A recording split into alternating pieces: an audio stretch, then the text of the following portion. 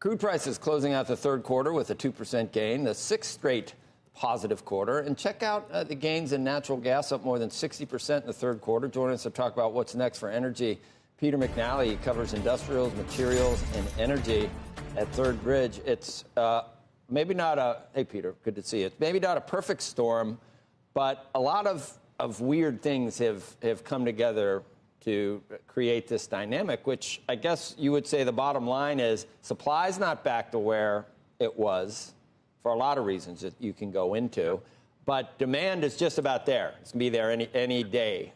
So there's a reason why the whole complex is up. Yeah, I mean, demand is getting close, right? There is this demand to travel, right? People have been cooped up, but a lot of the commerce that we've seen, drives diesel demand.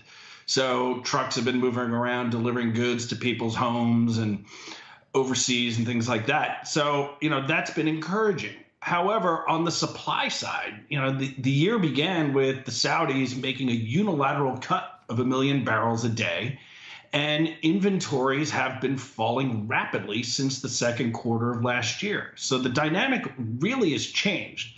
Meanwhile, there is just no incentive for U.S. suppliers to grow production. Some of it's driven by shareholders who've demanded more dividends and buybacks, but they're clearly not putting it in the ground. So as long as OPEC continues on this path of really gradual supply increases, the market is just getting tighter at a time when demand is recovering. Peter, the U.S. producers and the multinationals that are under this enormous pressure from BlackRock and others, other woke I don't know if I should call them woke, but ESG, blah blah blah. That fossil fuels are a dead end, and we're not. I mean, it's going to be 20 years, and if we aren't careful, we're going to end up with lines like the UK.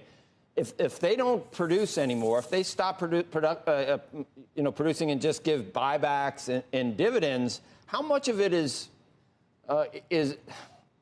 it just trying to kowtow to the pressure that they're getting to stop producing fossil fuels? Well, it's a mix of things. I mean, the interesting dynamic in the U.S. is that supply has gotten more concentrated, right? We've seen a wave of mergers and acquisitions over the last 5 to 7 years, and it's made companies like Occidental, ExxonMobil, Chevron, et cetera, become a bigger force in U.S. supply. Shale began with a lot of smaller independent companies, but these things have been taken over by much larger companies, and they have to make capital allocation decisions.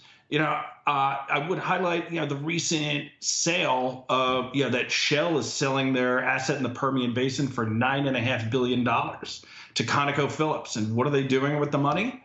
Well, $7 billion of it's going to dividends and buybacks, and the balance, that's just going to shore up the balance sheet. It's not being reinvested. This is what the shareholders want. And, it's an argument that Exxon, has made that they can give the money back to the shareholders, and you can decide as a shareholder how you want to reinvest it, whether it's in the alternative